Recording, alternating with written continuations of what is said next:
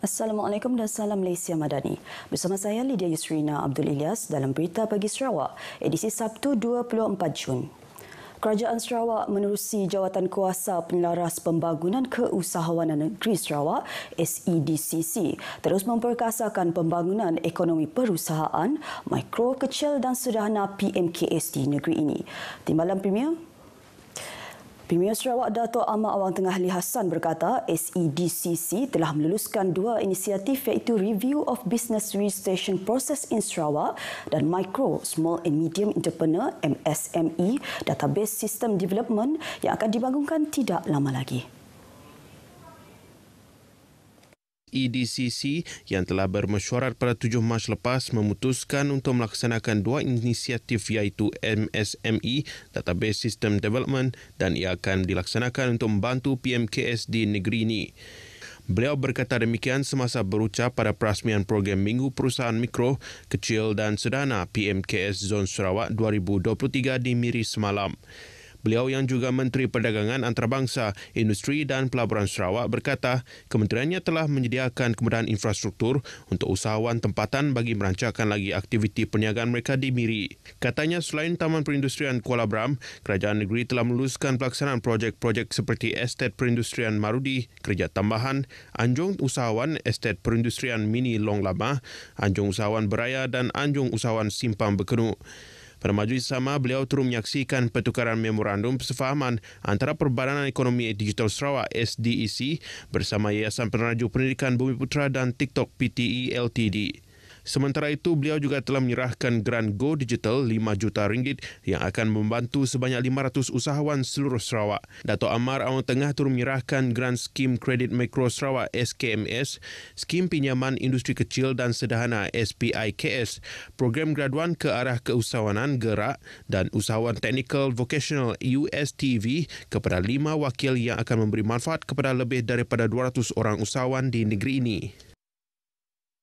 Projek Kelompok Makanan Metropolitan MMC OPAR bahkan menjadi perintis kepada rangkaian pengeluaran makanan mampan. Menteri Industri Makanan Komoditi dan Pembangunan Wilayah Sarawak, Datuk Seri Dr. Stephen Rundi Utum berkata, projek tersebut akan dibangunkan di sebuah tapak seluas 208 ekar di Jalan Lunduk, Kampung Stungkor Baru, Lunduk. Jelasnya, ia merupakan kerjasama kerajaan negeri dengan sebuah syarikat Singapura yang akan menggunakan model MMC Belanda yang dibahagikan kepada 3 ruang komponen iaitu agro seperti rumah hijau, tanaman napier, selain tapak komersial, industri dan pusat rekreasi. Antara cadangan tanaman dan pertanian ialah tomato cherry, sayuran, buah-buahan, lembu yang dijangka memberi sehingga 300 peluang pekerjaan dengan pendapatan sehingga RM6,000 sebulan. MMC bersifat mampan ini bermula di peringkat pengeluaran pertanian dan ternakan sehingga ke tahap penghasilan produk bernilai tambah di satu lokasi. Beliau berkata demikian pada pengenalan projek Kelompok Makanan Metropolitan OPAR di Kampung Stungkor Baru, Lundu. Hadir sama ialah Ahli Dewan Undangan Negeri OPAR, Billy Sujang. Program pembangunan ekonomi luar bandar di Sarawak termasuk dalam Dewan Undangan Negeri Lambir terus diberi keutamaan untuk membantu penduduknya meningkatkan sosioekonomi keluarga tani. Timbalan Menteri Belia Sukan dan Pembangunan Usahawan Dr. Ripin Lamat memberitahu peruntukan sebanyak RM1 juta bagi program pertanian fertigasi itu telah dilaksanakan kepada 115 orang penerima dalam Dun Lambir. Beliau yang juga Ahli Dewan Undangan Negeri Lambir berkata, peruntukan itu bagi menggalakkan masyarakat setempat melibatkan diri dalam pertanian moden dengan menggunakan sistem hidroponik, fertigasi, unit ladang serta pemprosesan makanan. Jadi secara keseluruhannya AFF dari kawasan Dun Lambir sebanyak lebih kurang 115 orang penerima. Iaitu yang terdiri daripada sistem fertigasi, farm unit, hidroponik dan juga agro makanan. Jadi program ini adalah satu usaha kita untuk menggalakkan masyarakat setempat melibatkan diri dalam pertanian dan juga melakukan pertanian moden lah, menggunakan sistem hidroponik, fertigasi, dan juga kita membantu mereka yang mengusahakan industri kecilan pemprosesan makanan. Beliau berkata demikian kepada pemberita selepas program fasilitasi pertanian DUN N72 di Rumah Nunung, Sigat Nangan, Jela, Lambir Miri. Beliau juga berharap dengan adanya program tersebut dapat membantu penduduk terlibat mengusahakan pertanian mereka selain dibantu oleh Jabatan Pertanian Bahagian Miri bagi memasarkan hasil tani mereka. Masyarakat Islam diseru mengungguli amanah keilmuan dalam melahirkan insan cemerlang dan ummah yang terbilang. Timbalan Menteri Perancangan Bandar, Pentadbiran Tanah dan Alam Sekitar, Datuk Lin Talif Saleh berkata, lebih ramai cendekiawan atau ilmuwan yang mantap ilmunya dalam bidang-bidang tertentu seperti sains dan teknologi serta teguh keimanan dan ketakwaannya kepada Allah SWT perlu dilahirkan. Jelasnya ianya bertujuan bagi memacu kemajuan dan pembangunan negara dengan adanya semangat juang yang hebat di kalangan cendekiawan. Kita umat Islam dan manusia sejagat mengungguli amanah keilmuan dalam melahirkan insan cemerlang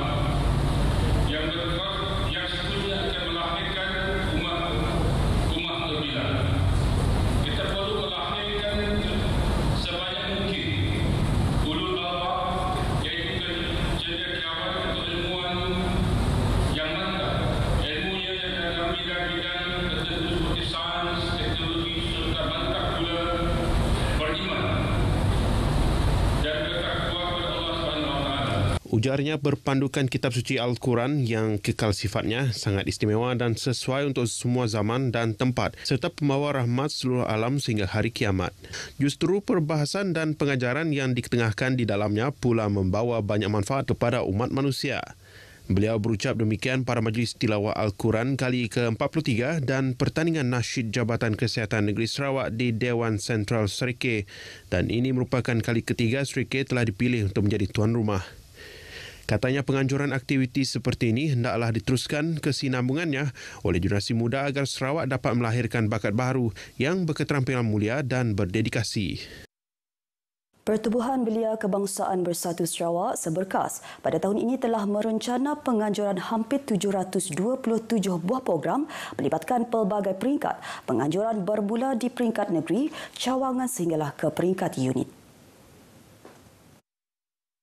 Menteri Belia, Sukan dan Pembangunan Usahawan merangkap Presiden Seberkas Datuk Seri Abdul Karim Rahman Hamzah berkata, program-program berkenaan menekankan 3 kluster utama iaitu kluster sosial, rekreasi dan kebajikan, kluster pendidikan, latihan dan kepimpinan serta kluster ekonomi dan keusahawanan. Jelas beliau sebagai permulaan salah satu pengisian program sempena sambutan Jubli Emas Seberkas bagi Seberkas Cawangan Utara ialah di bawah kluster pendidikan, latihan dan kepimpinan iaitu bengkel pemerkasaan digital ekonomi bersama Seberkas Cawangan Piasau. Tujuan program ini diadakan adalah untuk meningkatkan pengetahuan serta kemahiran belia Seberkas berkaitan bidang digital ekonomi yang semakin berkembang pesat dan menerajui kehidupan hari ini dan akan datang. Beliau berkata demikian pada Majlis Penangguhan Bengkel Pemerkasaan Digital Ekonomi Seberkas 2023 di Miri semalam. Teks ucapan beliau dibacakan oleh Naib Presiden Seberkas merangkap Setiausaha Politik kepada Premier Sarawak, Abang Abdul Aziz Datuk Abang Abdul Rauf. Datuk Seri Abdul Karim menambah bengkel tersebut juga adalah selaras dengan hasrat Premier Sarawak untuk melihat negeri Sarawak sebagai negeri peneraju kepada pembangunan dan amalan kerja secara digital dalam banyak perkara termasuklah dalam bidang berteraskan ekonomi baharu. Program sehari itu telah dihadiri oleh 30 peserta daripada Seberkas Cawangan Zon Utara seperti Pujut, Piasau, Bekenu, Lambir, Tanjung Batu, Baklalan, Marudi, Telangusan serta Gakus.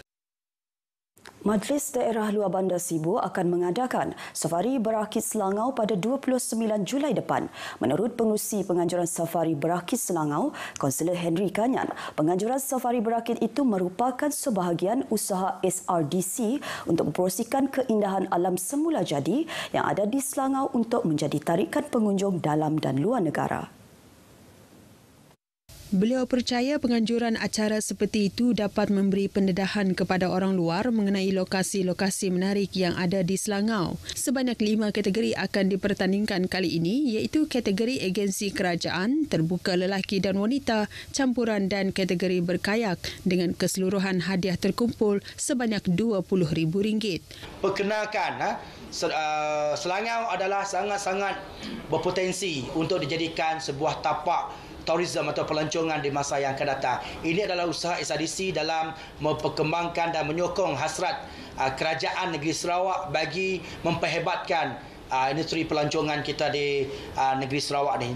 Bercakap pada sidang media di SRDC di Sibu, Henry memberitahu Safari Rakit Selangau akan menampilkan pelbagai cabaran yang direka untuk menguji kerja berpasukan, ketahanan dan kemahiran navigasi para peserta.